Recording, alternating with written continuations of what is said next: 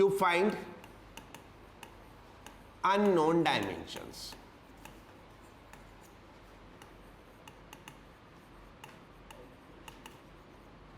To find unknown dimensions, right?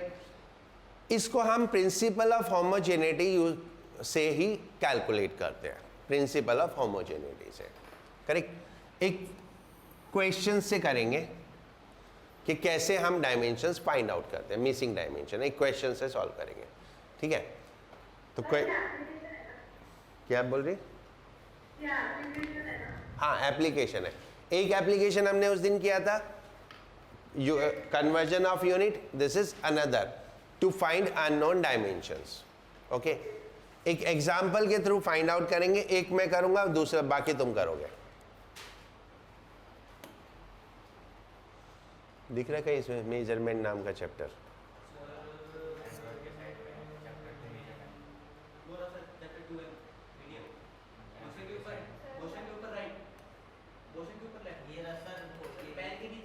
Android के बगल में, हाँ Android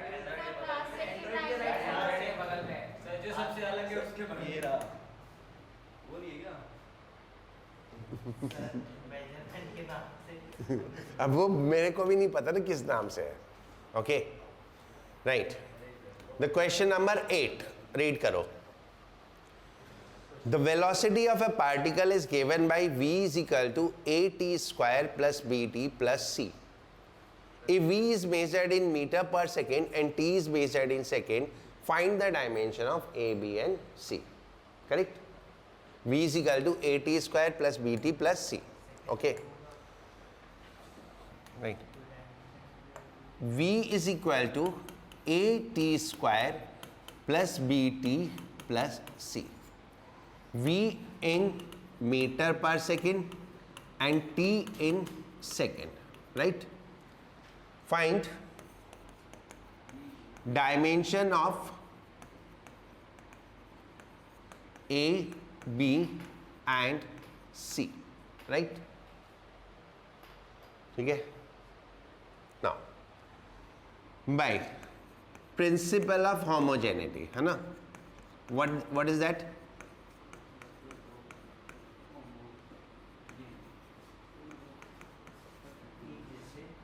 Dimension of V is equal to dimension of AT square, ठीक है, क्योंकि same nature can be added and their result will be same. तो जो V की डायमेंशन है वही AT स्क्वायर की डायमेंशन है, तो dimension of V is same as of AT square. तो डायमेंशन ऑफ V कितना हुआ? Metre per second will be what? LT minus 1। Dimension of A हमें मालूम नहीं है तो इसको ऐसे ही लिख देते हैं, and T square LT minus 1 होता है। ओके, तो dimension of A is equal to LT minus 1 और ये T नीचे चला जाएगा, T स्क्वायर। तो डायमेंशन ऑफ A कितना हो गया? That is LT minus 3। Okay, समझ में आ गया ना? Right.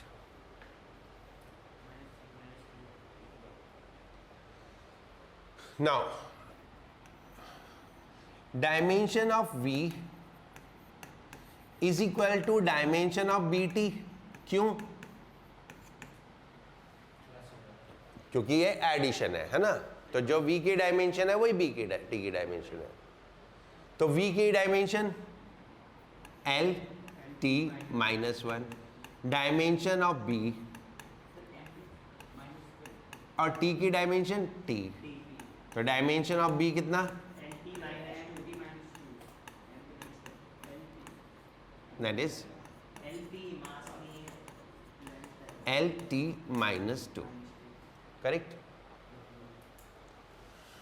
and next dimension of C, LT minus 2, LT minus 1, that is dimension of V is equal to dimension of C, तो डायमेंशन ऑफ सी तो सीधे सीधे हो गया कितना, एल टी माइनस 1। तो इस तरह से हमें जो अननोन क्वांटिटीज है उनकी डायमेंशंस पता चल जाती है। ठीक है, एक क्वेश्चन आप करोगे, कर लोगे? Right. 2 करने हैं बल्कि नहीं, दोनों करने हैं। पहले ये छाप लो, तूने कहा क्या क्या पढ़ा हुआ है?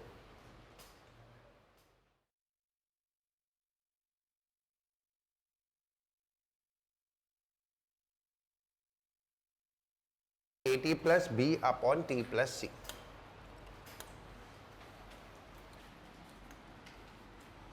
V is equal to AT plus B upon T plus C. ठीक है, right. Now dimension of AT is dimension of V। तो dimension of A into T, और V कितना हो गया, एल टी माइनस 1। तो dimension of A is equal to L T minus 1 upon this, तो L T minus 2, right? Okay, only same dimension can be added, only same dimension can be added, right? So dimension of C is equal to dimension of T। अनुराग ठीक है, तो dimension of C कितना हो गया, T, right? Now dimension of B upon T is equal to dimension of V।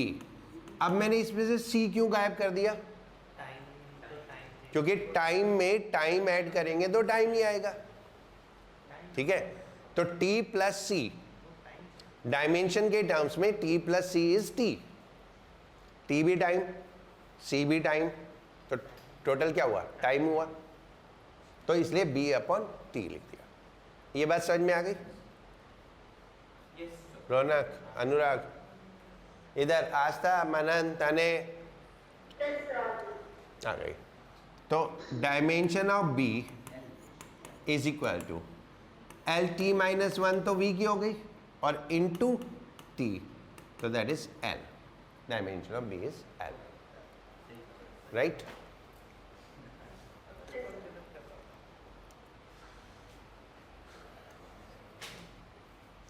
Sixth question का answer बताओ।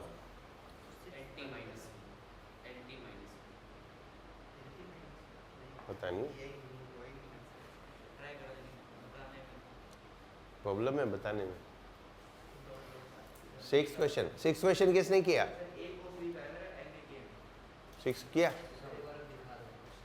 Question तो ये हो गया।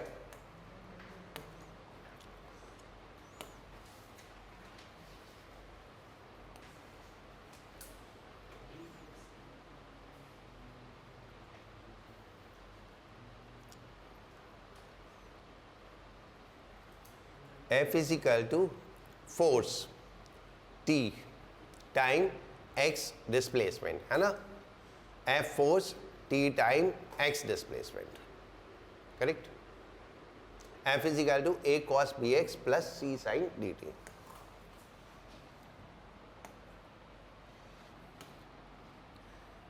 F is equal to A cos bx plus C sin dt,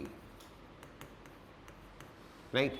इसमें मैं चारों की डायमेंशन आपको निकाल के दिखाता हूँ, A B C D सबके, फिर उसके बाद जो भी करना होगा कर लेना, right?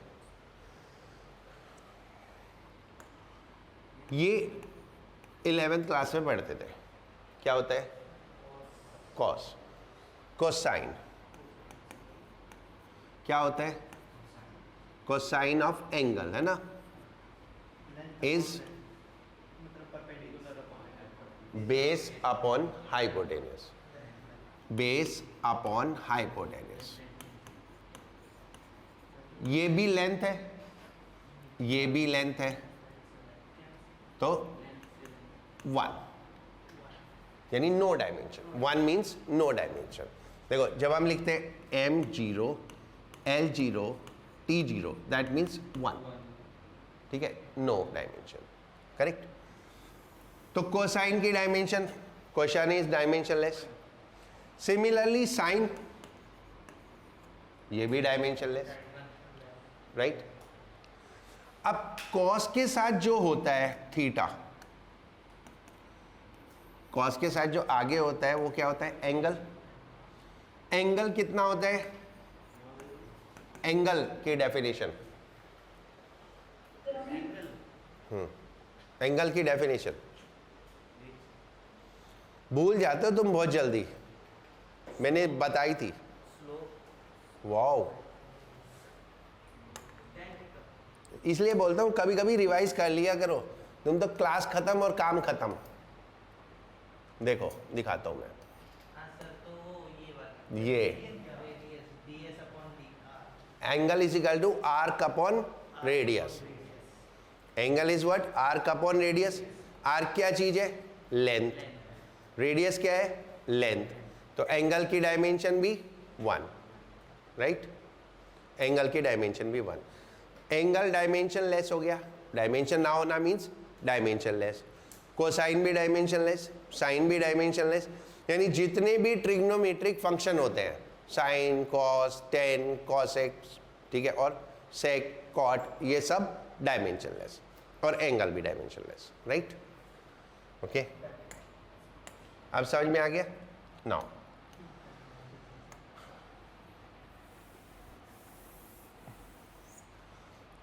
dimension of A cos bx is dimension of force.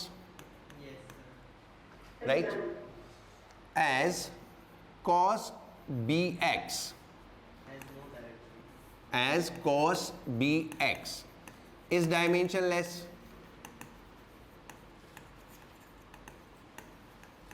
So dimension of A is equal to dimension of f. और डायमेंशन ऑफ f कितना? m l t minus. ठीक है, इतना समझ में आ गया. Right. Now dimension of bx,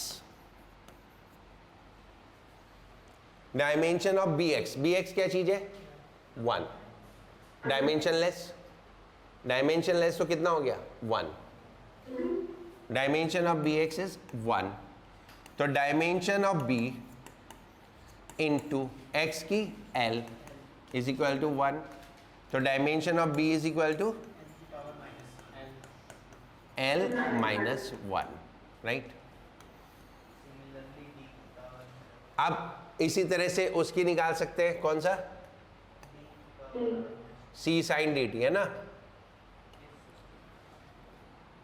dimension of c sine dt is equal to dimension of f Sin dt तो 1. as sin dt is dimensionless. So dimension of c कितना? ml t minus 2. Right. कितनी हो गई? 1 हो गई, 2 हो गई, 3 हो गई, है ना. अब रह गया ना डायमेंशन ऑफ dt कितना? 1. डायमेंशन लेस है 1. तो dimension of d 1 by t. तो dimension of d is t minus 1. ये मनन कुछ बोला? हाँ मनन कुछ बोला?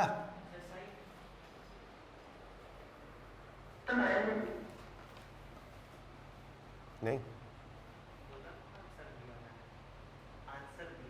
अच्छा. राइट. अब हमको निकालना क्या था, डी बाई डी। जो हमें क्वेश्चन था हमारा, तो dimension of D by B is equal to D की dimension t minus one, B की डायमेंशन l माइनस वन, तो L T minus one. L T minus one किसकी डायमेंशन होती है, वेलोसिटी। समझ में आया? तो ऐसा नहीं है कि डायमेंशन भी इतना आसान क्वेश्चन होते हैं, समटाइम्स इसमें भी गड़बड़ होती है। करो करो, हो जाए तो बोलना।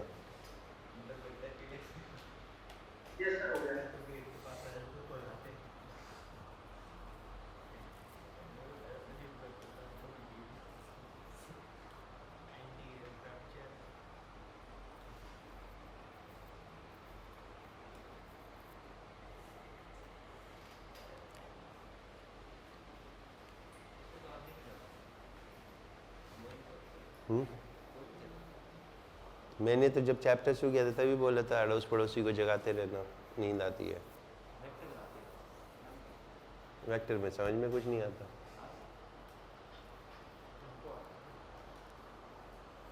आता है, देखते हैं चैप्टर वही कराता है। देखते हैं देखते हैं। जब पहले कराया तो वो भी सर से ऊपर गया था, फिर जब मोशन इन 2D चालू किया ना, फिर वो समझ में आने लगा। हाँ बोले कि कोई बढ़िया। मेरी थ्योरी काम करती है ना, मेरी थ्योरी काम करती है ना। मतलब कोई बढ़िया। जैसे जैसे आगे चलते जाओगे पीछे वाला आसान होता जाता है, बहुत आसान होता जाता है। वहाँ ऐसा लगता है कि पहले वाला तो कितना आसान था। आखिरी चैप्टर तक तो मतलब we are on death bed. ठीक है, किसी भी 12th क्लास के बच्चे को पकड़ के पूछ लो आखिरी चैप्टर, कहेगा पहले तो अच्छा ये बता है कौन सा। Right, most of the school तो बोलते हैं ये चैप्टर आएगा ही नहीं पेपर में। ठीक है, और जब स्कूल बोल देते हैं ये चैप्टर पेपर में नहीं आएगा, कोई पढ़ता ही नहीं है। मैं पढ़ाता रहता हूँ, किसी को कोई इंटरेस्ट ही नहीं होता, कहते हैं पेपर में तो आएगा नहीं सर, क्यों पढ़ा रहे हो। ठीक है, फिर मैं बोलता हूँ इसका यूज़ होएगा 12th क्लास में, तो फिर अभी क्यों पढ़ रहे हैं। ठीक है, 12th में ही पढ़ लेंगे। ओके, हाँ तुम भी ऐसे ही बोलोगे, देखना अभी तुम नए सोल्जर्स हो, अभी तुम नए सोल्जर्स हो, तुम्हें बॉर्डर पे युद्ध लड़ना है। थोड़े दिनों में बोलोगे क्या बॉर्डर, क्या नहीं, कहीं ऑफिस में बैठते हैं आराम से। हो गया, राइट, हो गया ना। थर्ड एप्लीकेशन, ये थोड़ा सा डेंजरस एप्लीकेशन है। To derive relation among physical quantities।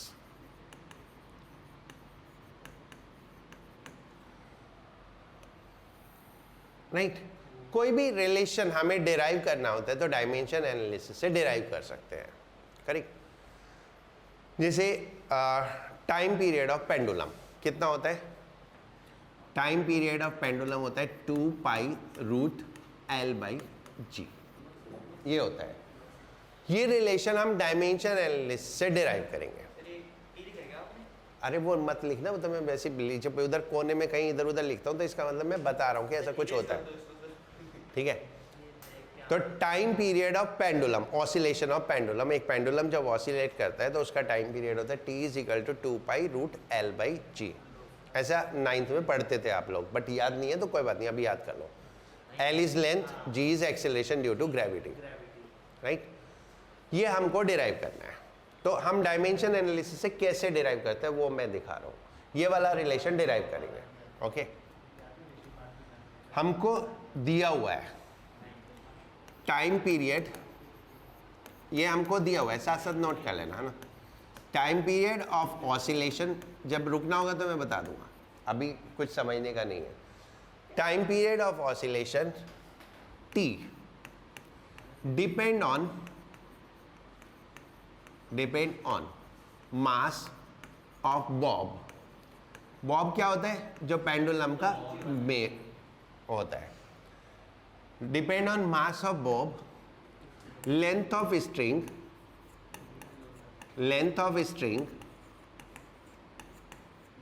and acceleration due to gravity, acceleration due to gravity, derive a relation for t, time period के लिए रिलेशन डिराइव करना है। T is proportional to L by T.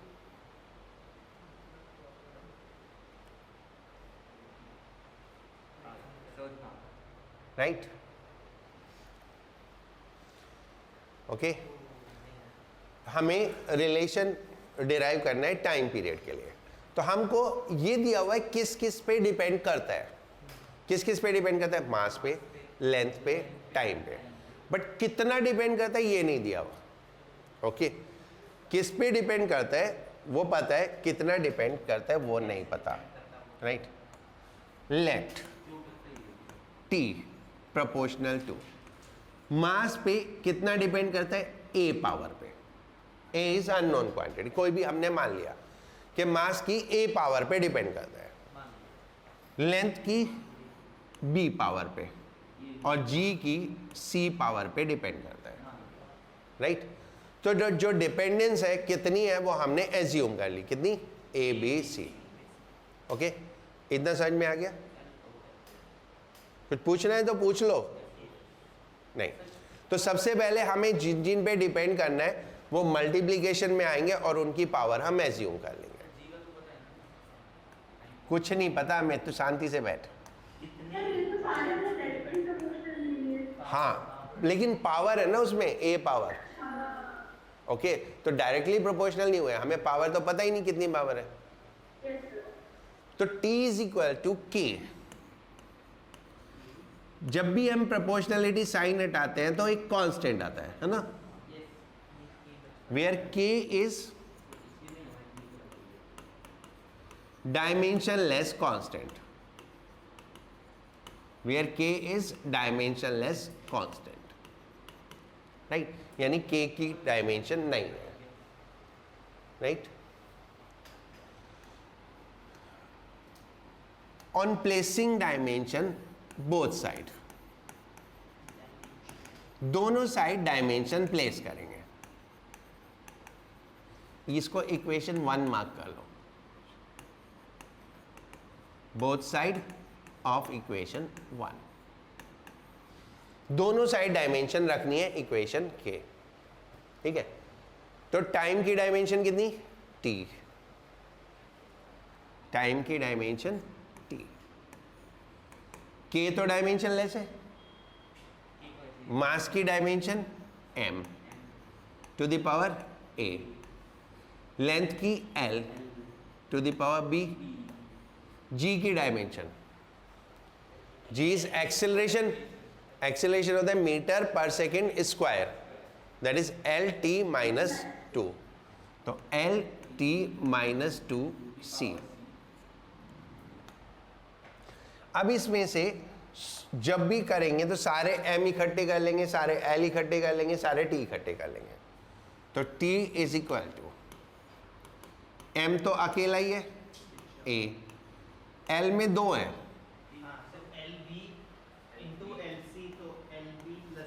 देखो जब power ऐसे होता है l to the power b, l to the power c, तो ये मल्टीप्लाई में तो पावर क्या होती है, ऐड हो जाती है, तो l b प्लस c हो गया। और टाइम की कितनी, minus 2c। This is the step we have to follow. Okay, अब उसके बाद क्या करेंगे next, comparing the equation dimension both side.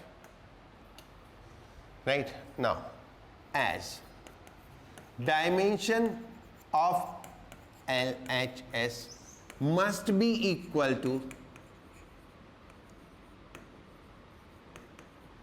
dimension of RHS, दोनों साइड डायमेंशन इक्वल होनी चाहिए।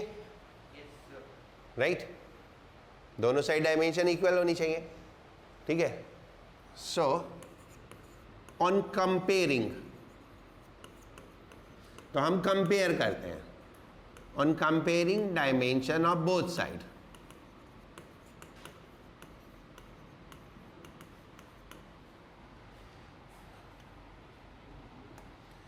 a is equal to 0। क्यों?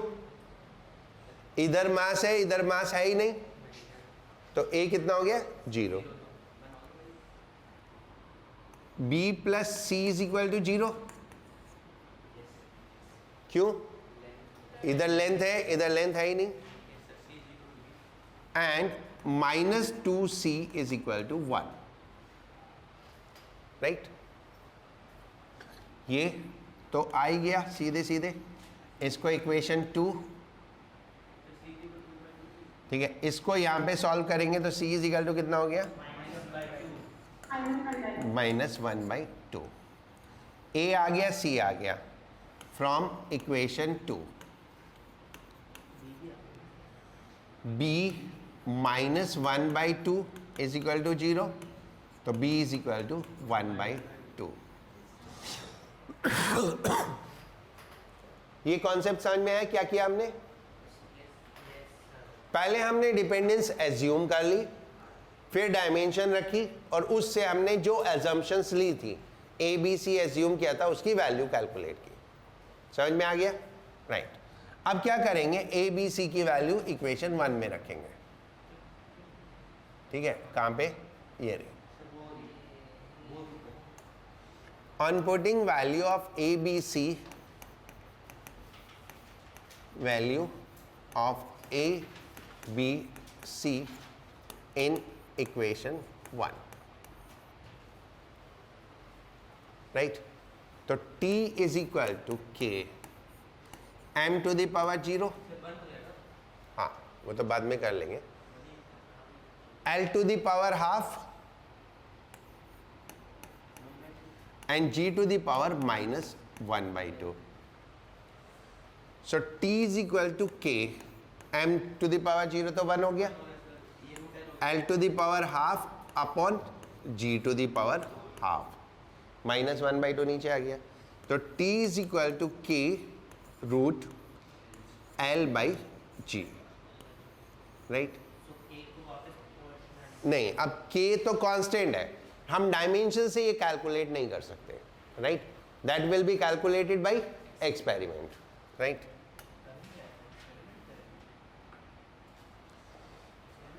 बाय एक्सपेरिमेंट, ये हमें लिखो, आप नहीं लिखो चलेगा। By experiment k is equal to 2π। ये तो हमें पता है, पढ़े लिखे हैं तो इसलिए पता है, तो हमने लिख दिया। कुछ जगह ऐसी होंगी जहां पता ही नहीं होगा, तो वहां पे leave it as a k। तो k इज इक्वल टू 2π, तो t is equal to 2π root l/g। आपने देखा, हमने मास पे डिपेंडेंस ली थी, लेकिन मास अपने आप गायब हो गया। मास पे डिपेंडेंस ली थी, लेकिन मास अपने आप गायब हो गया ना रिलेशन से, और जबकि हमें शुरू में ही पता था कि रिलेशन में मास आना नहीं है। Okay, so that is how we can derive, right. एक क्वेश्चन नोट करो, वो करना है। ये नोट कर लिया? एक क्वेश्चन नोट करना है, वो करो ना। आसान से सस्ता सा क्वेश्चन है। क्वेश्चन नंबर 4, फटाफट नोट कर लो। पहले ये बताओ, ये वाला हो गया? नहीं हुआ? चलो, कुछ लोगों का नहीं हुआ तो मैं कर देता हूँ। Okay, t is equal to, दोनों साइड डायमेंशन रखेंगे, राइट। तो डायमेंशन t की क्या? t is equal to k, तो डायमेंशन लेस हो गया, राइट। ऐसे लिखेंगे ना, t is equal to k p to the power a d to the power b e to the power c। k is what? Dimensionless constant.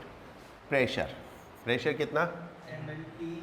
ml -1 t -2 to the power a, ml -3 to the power b and ml2 t -2 to the power c। अब क्या करना होते हैं? सारे m इकट्ठे कर लो, और सारे l इकट्ठे कर लो, और सारे c इकट्ठे कर लो। जो पावर्स होती है मल्टीप्लाई करके तो वो ऐड हो जाती है। तो m की पावर कितनी हो गई? ए, इधर कितनी है बी, इधर कितनी है सी। एल की power minus A minus 3b plus 2c, right.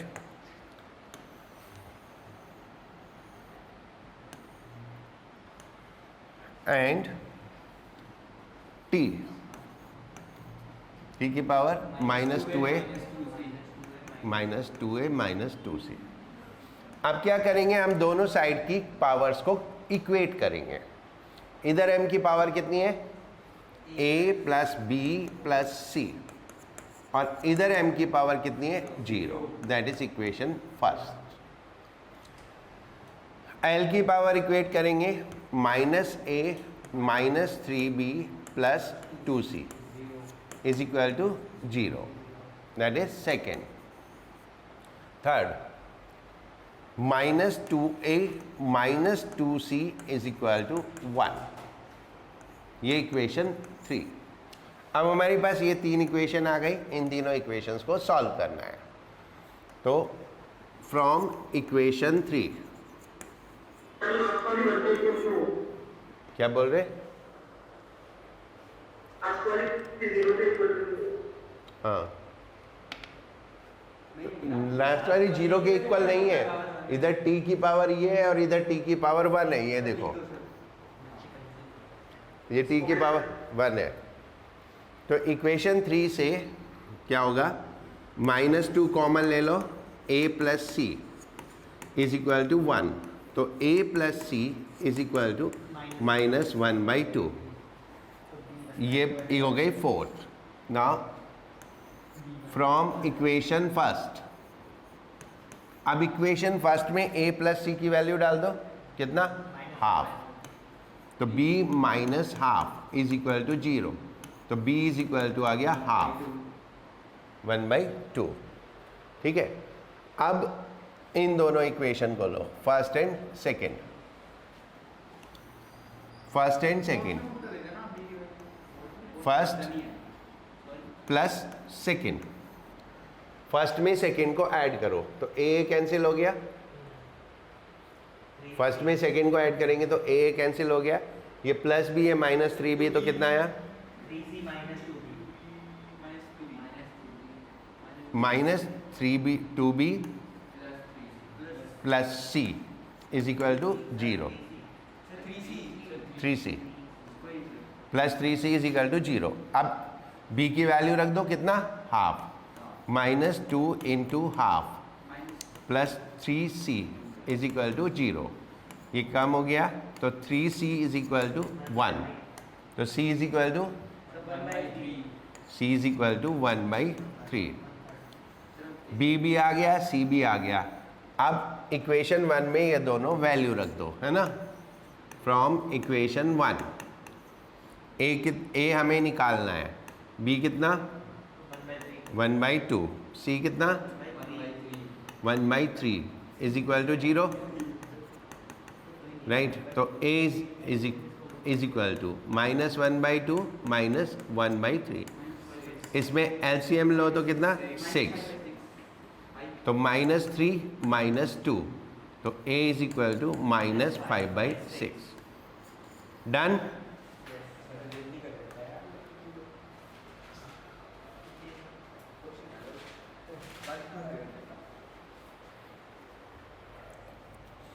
हो गया। मनन, अनुराग, रौनक, भावी,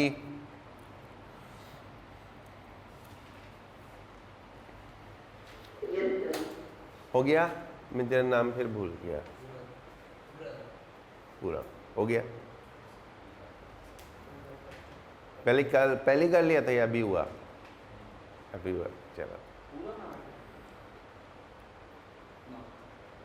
नोटेड।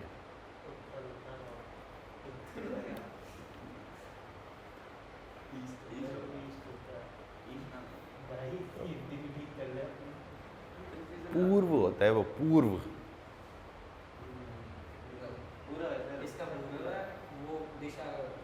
जो ईस्ट होता है वो पूर्व होता है।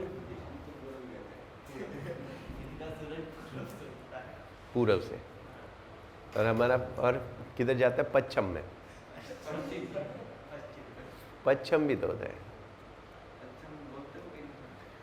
अरे ये छाप लिया? हाँ ये हो गया, हटा दूं मैं, क्यों टाइम वेस्ट कर रहे? हो गया, राइट। लेते हैं टेस्ट में। Now question number 1, the surface tension of a liquid is 70 dynes per centimetre, express it in MKS system, that is conversion of unit. ठीक है, तो कन्वर्जन ऑफ यूनिट में ये कौन सी यूनिट है? डाइन पर सेंटीमीटर कौन सी यूनिट होती है? CGS। और MKS कौन सी होती है? Metre kilogram second, right. तो जो मेजरमेंट का रूल है वो क्या होता है? N1 U1 is equal to N2 U2। ठीक है, NU होते हैं ना, N न्यूमेरिकल वैल्यू और U यूनिट। अब देखो, डाइन किसका यूनिट हो गया? फोर्स का। सेंटीमीटर किसका यूनिट हो गया? लेंथ का।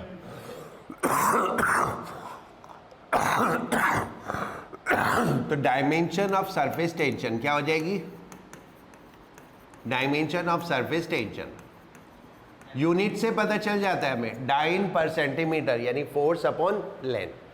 तो फोर्स की यूनिट MLT-2 अपॉन L।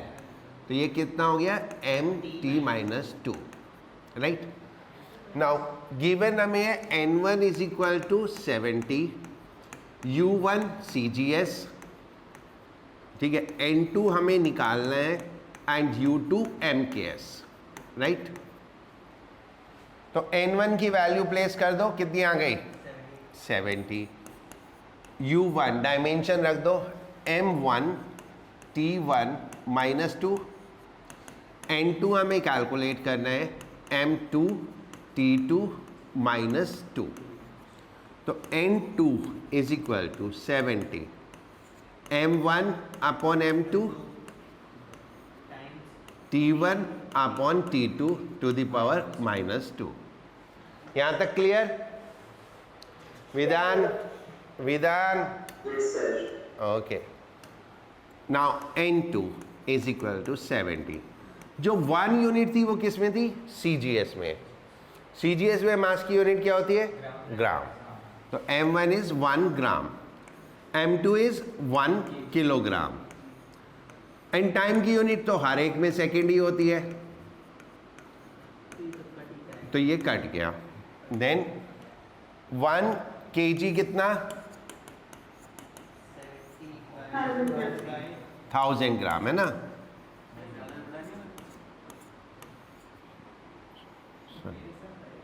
तो ये हो गया 70 अपॉन 1000, 70 अपॉन 1000। एक जीरो काट दो, 7 into 10 to the power -2 newton per metre.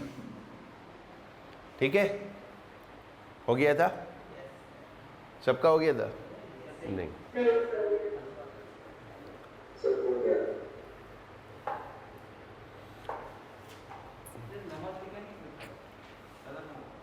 हाँ देखो, मैं काम करता हूँ सिखाने के लिए, ठीक है। सॉल्व करना तो मेरे को ऐसे भी आता है कि ऐसे ही हो जाता है, वो मैं पहले भी दिखा चुका कि ऐसे ही हो जाता है सॉल्व तो, लेकिन सॉल्व करना जरूरी है। छोटा करना 1/9 is 10 to the power -5 Newton.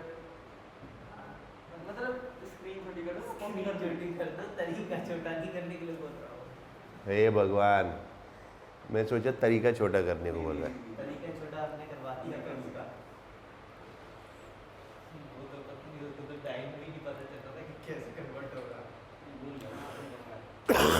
नहीं, if it is in MCQs तो हम ऐसे नहीं करेंगे। हम क्या करेंगे बताता हूँ अभी।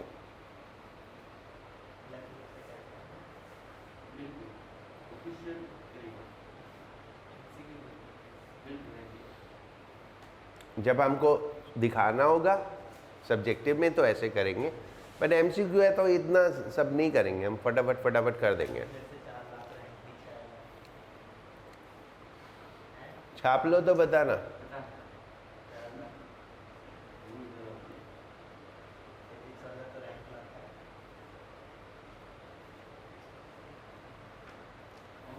नेक्स्ट क्लास से वेक्टर शुरू करेंगे, ओके।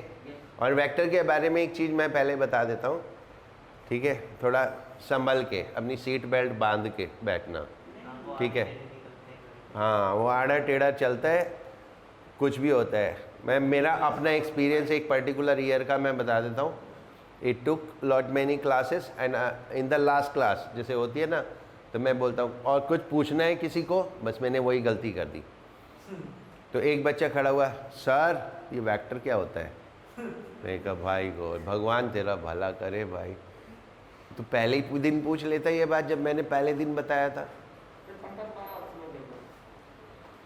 नहीं, अभी तो मैं उसका भी टेम्परेचर 16 करूँगा, तो चिंता मत कर, राइट। इसको एमसीक्यू में करना हो तो कैसे करेंगे? देखो 70 डाइन पर सेंटीमीटर, ठीक है। 1 डाइन इज इक्वल टू होता है 10 to the power -5 newton and 1 centimetre is equal to होता है 10 to the power -2 metre. So that is 70 into 10 to the power -3 and that is 7 into 10 to the power -2। इतना काफी है, ठीक है। हाँ, ओके। तो जब हमें एमसीक्यूज में तो हमें आंसर देना होता है, we need not to tell कि हमने कैसे किया। क्वेश्चन में ऐसे करना पड़ेगा पूरा, अदरवाइज ये मैं ऐसे ऐसे भी लिखता हूँ, क्यों?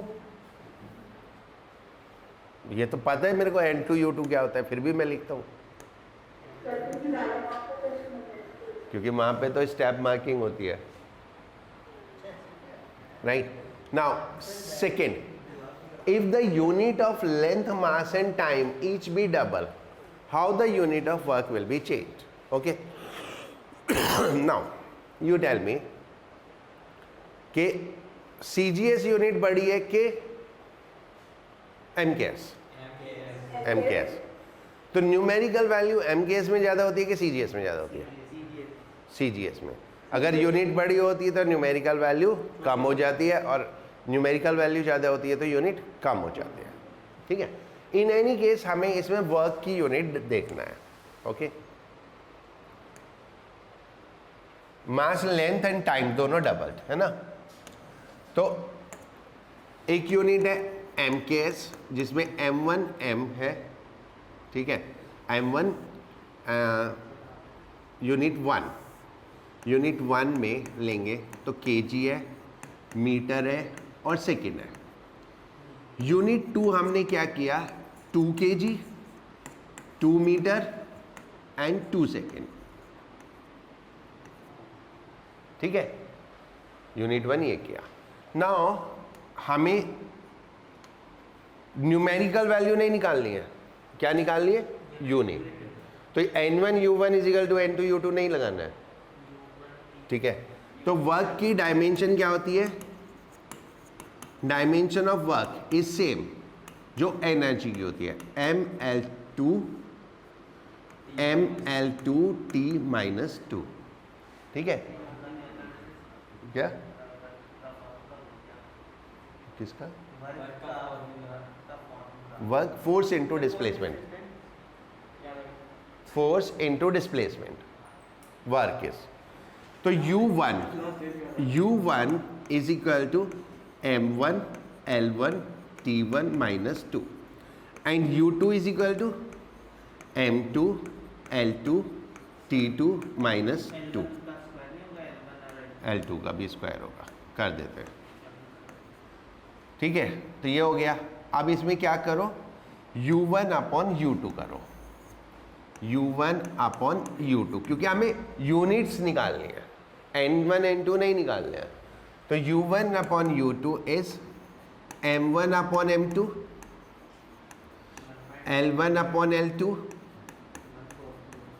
का square and T1 upon T2 का -2, राइट।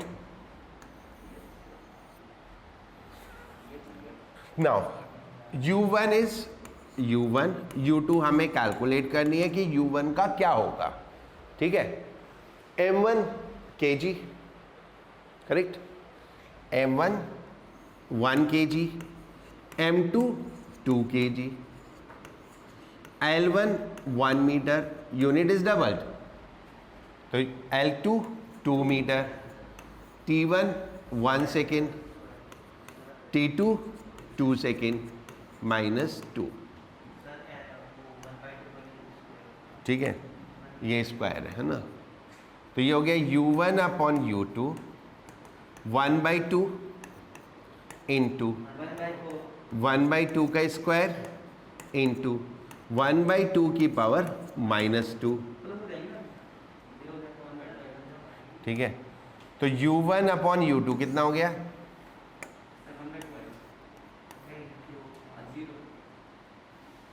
U1 अपॉन U2 ये 1/2 इंटू 1/4 इंटू 4, तो U2 ये 4 कैंसिल हो गया, तो U2 इज 2U1, ठीक है। तो unit will be twice. How the unit of work will change? It will become twice. What is your answer? Twice. It will become twice.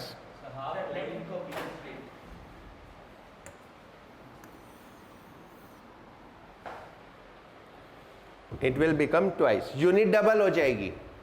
तो अगर 10 जूल वर्क होगा तो नई यूनिट में कितना वर्क होगा? 5 जूल. यूनिट डबल हो गई तो न्यूमेरिकल वैल्यू हाफ हो जाएगी. तो 10 joule in MKS unit is equal to 5 joule of this new unit. Okay, समझ में आया?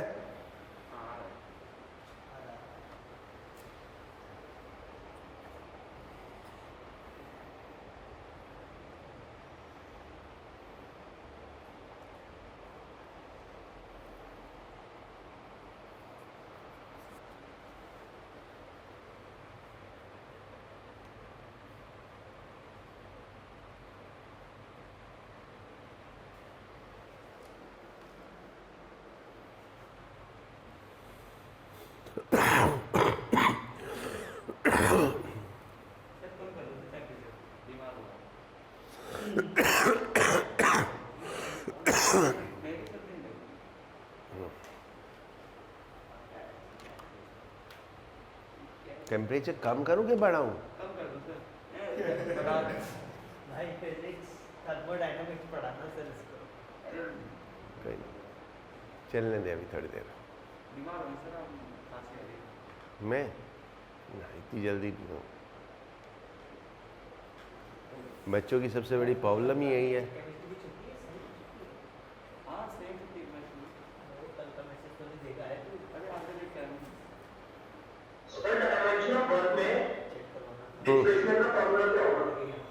डिस्प्लेसमेंट नहीं, दोबारा बोल, क्या बोला? डिस्प्लेसमेंट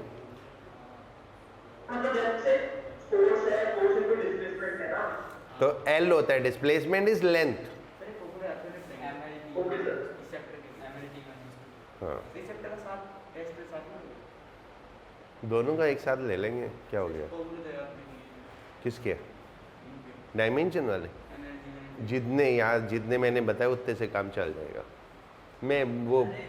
मैं खड़ूस टीचर नहीं हूँ, ऐसा नहीं देता जो बच्चे कर नहीं सके.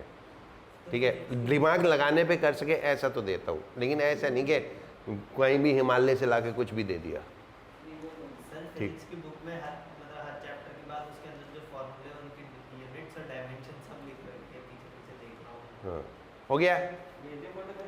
राइट, हो गया पूरा. हो गया. नाउ नेक्स्ट कौन सा था? Fifth. Young's modulus of steel is 19 into 10 to the power 10 dimension per centimetre square. ये क्वेश्चन अब आप अपने आप करना, मैं इसमें वो बता देता हूँ. ये और ये ऑलमोस्ट सेम है ना, बस इसमें क्या हुआ? सेंटीमीटर का स्क्वायर हो गया. तो इसकी डायमेंशन क्या होगी? Force upon length square. Force की यूनिट MLT माइनस L2, तो ML-1T माइनस 2. तो ये डायमेंशन हो गई. ठीक है, और बिल्कुल जैसे हमने क्वेश्चन 1 किया ठीक वैसे ही होगा, और नहीं होगा तो नेक्स्ट क्लास में मेरे से पूछ लेना. सर इसका आंसर है? आंसर दिया है ना, 19 इंटू 10 टू द पावर 11। उस तरीके से हो गया था जिस तरीके से आपने पहले बताया। हाँ वैसे वैसे हो जाएगा। देखो 19 इंटू 10 टू द पावर 10, आज तक चेक करना कुछ गलती होगी। 1 dyne is 10 to the power -5 newton, 1 centimetre 10 to the power -2 और सेंटीमीटर का स्क्वायर। सर 10 और 5 टाइम होता है। क्या? प्लस बड़ा होता है ना टाइम से।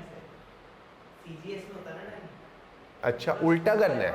ओ मैं 10 के बाद बोल रही हूँ। 10 एक मिनट, न्यूटन को 10 टू द पावर 5 डाइन कर दो और सेंटीमीटर 10 स्क्वायर का स्क्वायर, हाँ वही।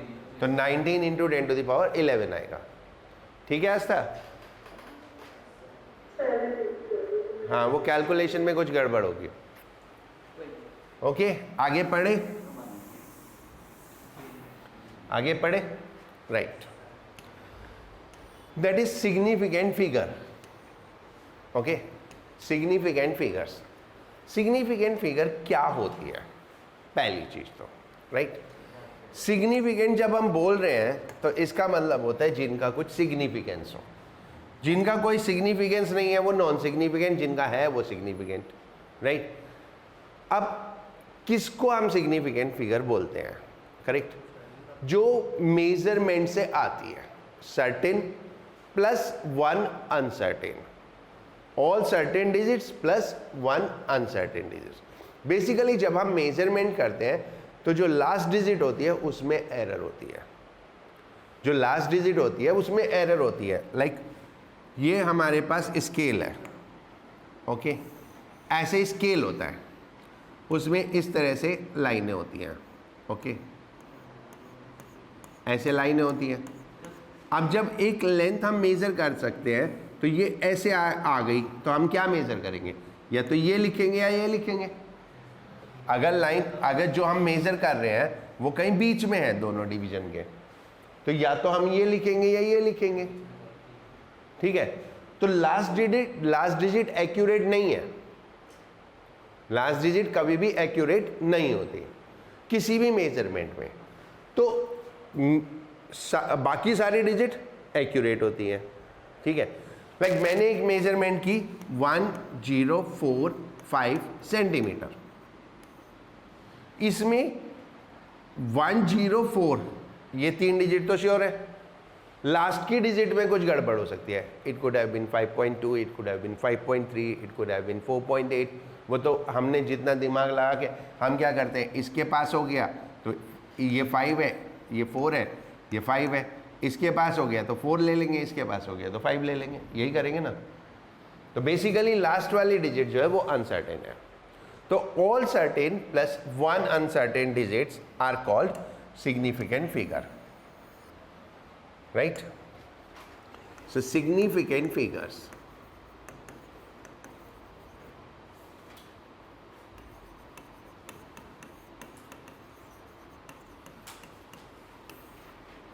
राइट, सिग्निफिकेंट फिगर्स क्या है? Significant figures are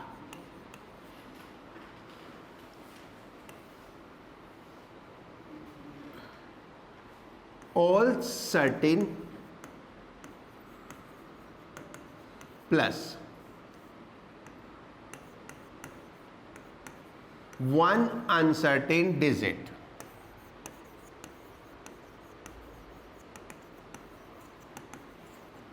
of measurement. All certain plus 1 uncertain digit of measurement. ठीक है, ना सिग्निफिकेंट फिगर काउंट करने के रूल्स होते हैं। करेक्ट, जो पता है वो बताओ। Sir all non zero digits are significant. All non zero digits, all non zero digits are significant.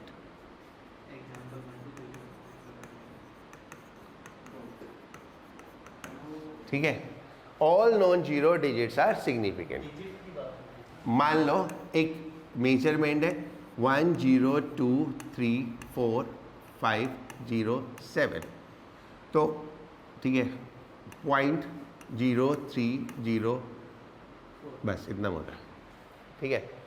तो 1 2 3 4 5 6 7, these 7 digits are non zero digits, तो ये तो सिग्निफिकेंट है ही है, होंगी, ठीक है। So that is first rule.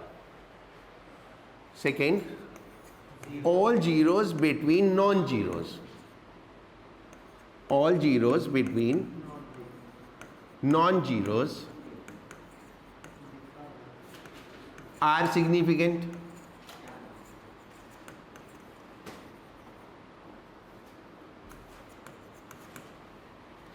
तो कौन कौन सी हो गई इस रूल से? ये है ना, और ये अभी उसके बारे में बात नहीं की, ठीक है। तो ये हो गया ऑल जीरोस, कौन सी वाली?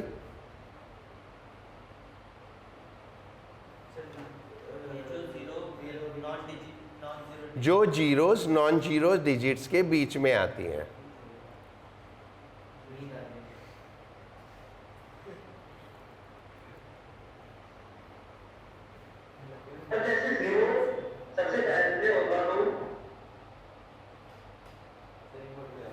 क्या बोला?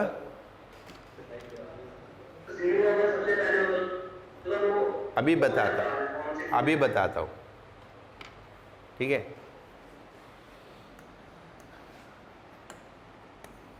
ट्रेलिंग जीरोस, ट्रेलिंग जीरो मतलब जो आखिरी में आते हैं,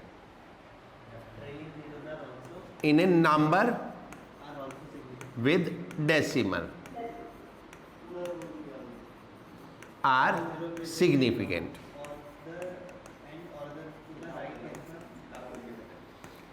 Trailing zeros in a number with decimal are significant. इस रूल से कौन सी significant हो गई? ये वाली जीरो भी significant हो गई। तो इस नंबर की सारी डिजिट significant हो गई। कितनी हो गई total? 1 2 3 4 5 6 7 8 9 10 11।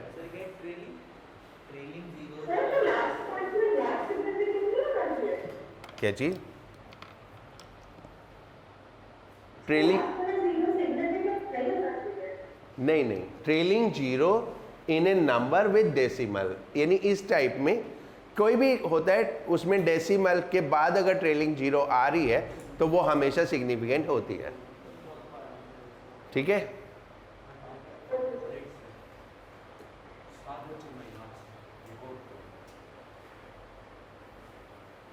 Okay.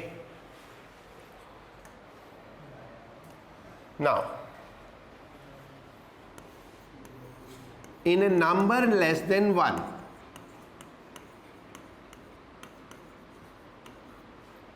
in a number less than 1, अगर कोई नंबर 1 से कम है तो डेसिमल में होगा, 1 से कम तो हमेशा डेसिमल में होगा। All zeros on the left of the first non-zero digit are insignificant. all in a number less than 1, all zeros on the left of first non-zero digit, first non-zero digit are not significant.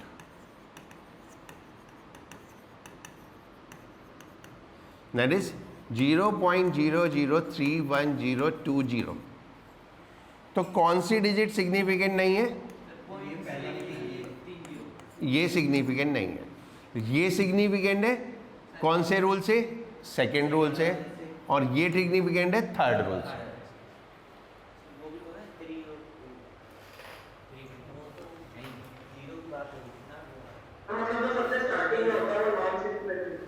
अगर number 1 से कम है तो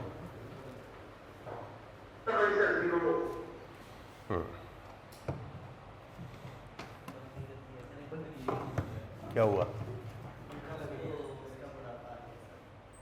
ठंड लगी तेरे को?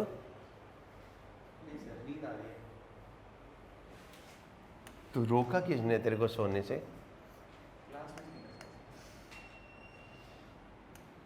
घड़िया बड़े आइडियलिस्टिक है। Fifth, right, all trailing zeros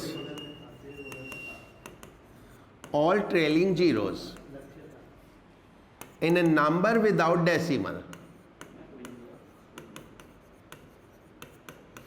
all trailing zeros in a number without decimal are not significant.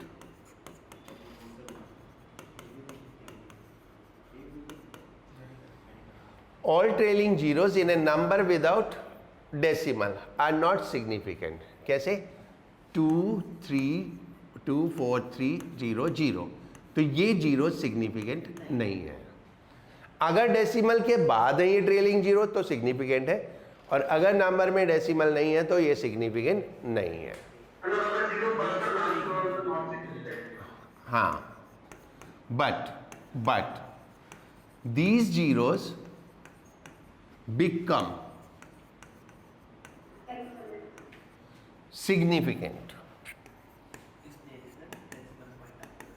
but these zero become significant if the zeros are from measurement,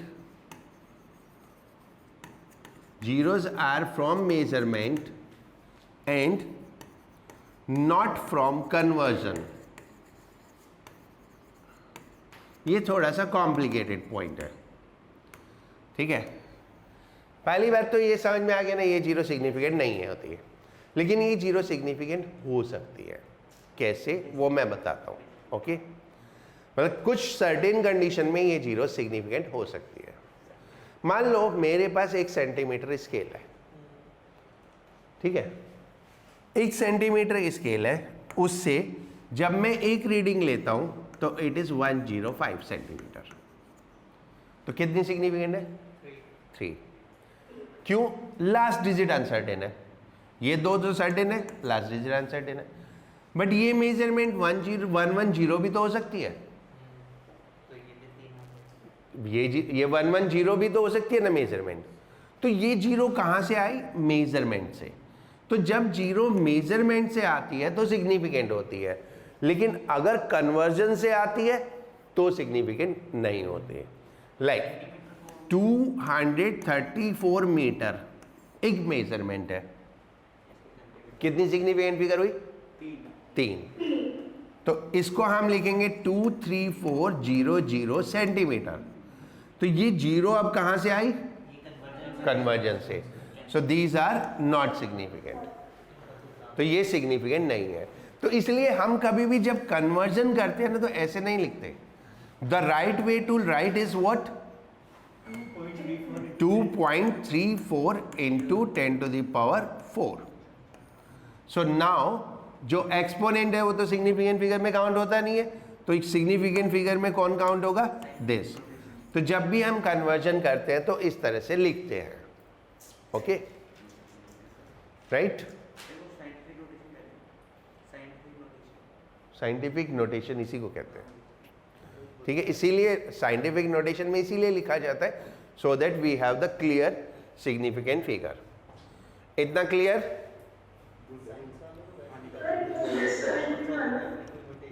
क्या बोलो? 4th point. ओके,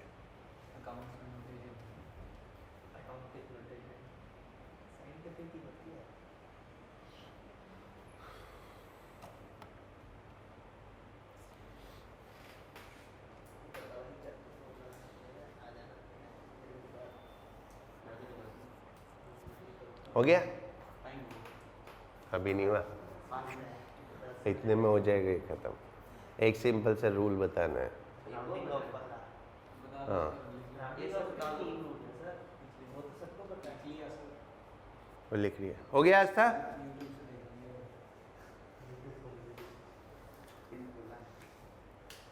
आस्था हो गया?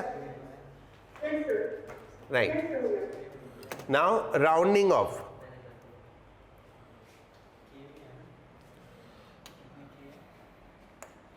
Rounding off,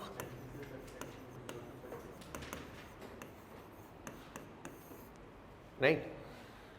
अगर last digit 5 से ज़्यादा है तो हम क्या करते हैं, प्रीवियस डिजिट में 1 ऐड कर देते हैं, और लास्ट डिजिट 5 से कम है तो वैसे ही छोड़ देता हूँ। ठीक है, राइट। फिर ये ओडी नंबर जो होता है वो 5 preceding digit rounding off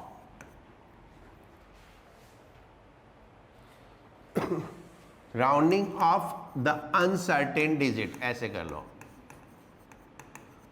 the uncertain digits, ठीक है। Preceding digit is raised bye 1, एक बार नोट कर लो फिर मैं एग्जांपल से समझाता हूं। If uncertain digit,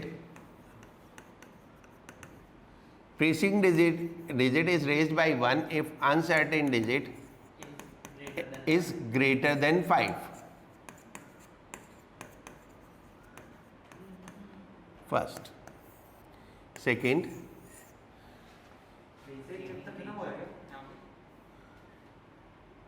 preceding digit remains same.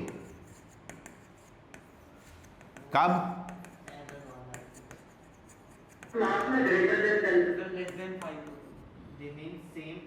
Remains same unchanged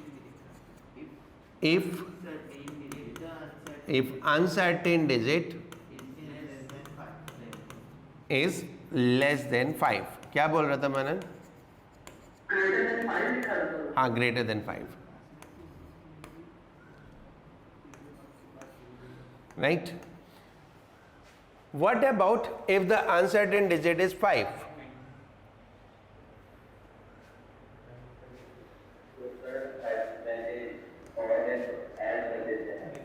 Right.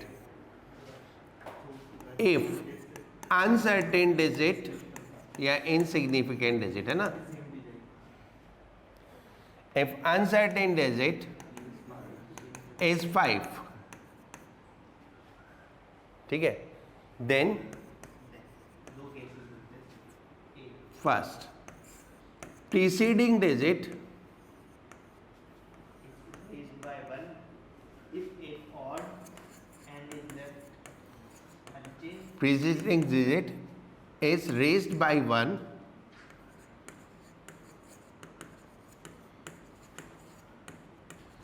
if it is odd, है ना, Yes, sir.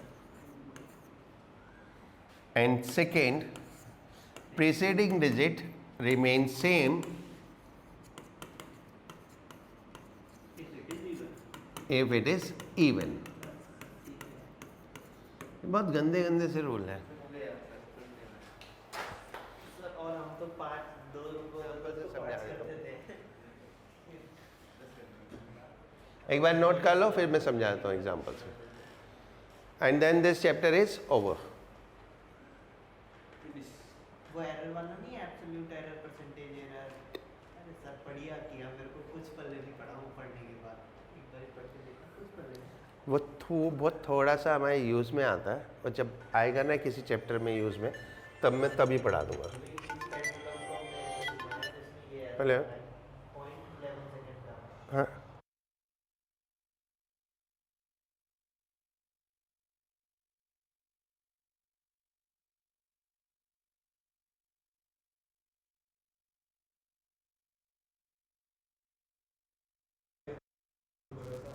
हो गया आकांक्षा? हो गया, राइट। 2 4 6 5 7 8 3 3 5 4 6। अभी मैं इसी में सब कुछ करूँगा। अब मुझे कितना हुआ? 5। कितने डिजिट्स हुई है? 10 digits. Now rounding off to 9 digit. Rounding off to 9 digit. तो 2 4 6 5 7 8 3 5 5। ठीक है, कितना हो जाएगा? सर 4 को 5 बदल दो, 5 में बदल दो। तो ये हो जाएगा 4 की जगह 5। ठीक है, हेलो बोलो।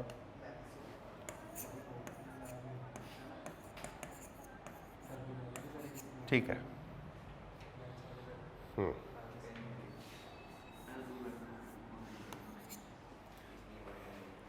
इसको राउंडिंग ऑफ करो टू 5 डिजिट्स। सर 2 4 6 7 8 हाँ 2 4 6 7 2 4 6 7 8, ये तो फर्स्ट 2 हो गए, फर्स्ट 2 हो गए। नाउ बाकी के 3 4 6 7 5, इसको rounding off to 4 digit. 3 4 6 7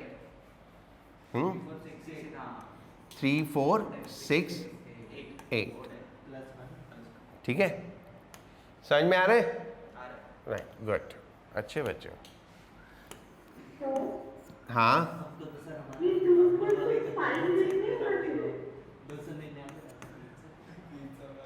2 4 6, sir 3 4 5 6 ये 7 है। एक मिनट, एक मिनट, ये करते हैं अभी, ऐसा 1 मिनट ये करते हैं। ये कितना होगा? 3 4 5 6 क्योंकि ये नहीं, ये लास्ट डिजिट 5 है और ये इवन है, तो इट रिमेन सेम। तो 3 4 5 6 ऑड में चेंज होगा। अबे रुको, वो जो मैंने इतना लंबा लिखा था उसके बारे में तो सोचा नहीं, वो क्यों लिखा था ये वाला। ये ऐसे ही क्या आप ये राउंडिंग ऑफ करके हो गया 9 डिजिट में 5। मांगिए सर। अरे सर सर नीचे वो सर हाथ का पता है। ये राउंडिंग ऑफ करके हो गया 5, लास्ट डिजिट 5। अब इसको 8 डिजिट में राउंडिंग ऑफ करो। सर सर ये लास्ट में 6 5 ही रहेगा हो सर, जाएगा। 5 लास्ट में 6 हो जाएगा। एक 5 को डालो। क्या सर 6 तक करना है ना? 3 3 6 2 8 डिजिट तक राउंडिंग ऑफ, तो लास्ट में 6 हो जाएगा, 5 को डाल दो, 5 को डालो 6 लगा दो। ठीक है, 5 को 6 लगा 5 को चेक कर 8 डिजिट तक नहीं, गलत जवाब, गलत जवाब। क्यों? दो, जब आपको 8 डिजिट में राउंड ऑफ करना है तो इसको देखेंगे। ओके, अब समझ में आया मैंने इतना लंबा नंबर क्यों लिखा? हमको 8 डिजिट में राउंडिंग ऑफ करना है, 3 3 6 और 2 8, 8 डिजिट में राउंड ऑफ करना है। कितना रहेगा? 5 ही रहेगा। तो ये क्या है? लेस देन 50 है, 50 से कम है तो क्या होगा? लास्ट डिजिट अनचेंज रहेगी। ये 50 से ज़्यादा होता तो लास्ट डिजिट चेंज हो जाती है। आपने बिठा दिया ना इसलिए। तो हम ये क्या है, पूरा का पूरा देखते हैं। ओके, उसके बाद वाली डिजिट। हाँ, उसके जहाँ पे राउंड ऑफ करने उसके बाद वाले डिजिट पूरी की पूरी देखते हैं। वो अगर सिंगल डिजिट है तो 5 से ज़्यादा या 5 से कम देखते हैं, 2 डिजिट है तो 50 से ज़्यादा या 50 से कम देखते हैं, 3 डिजिट है तो 500 से ज़्यादा या 500 से कम देखते हैं, है ना। और 4 डिजिट्स हैं तो 5000 5000 से ज़्यादा या कम, लाइक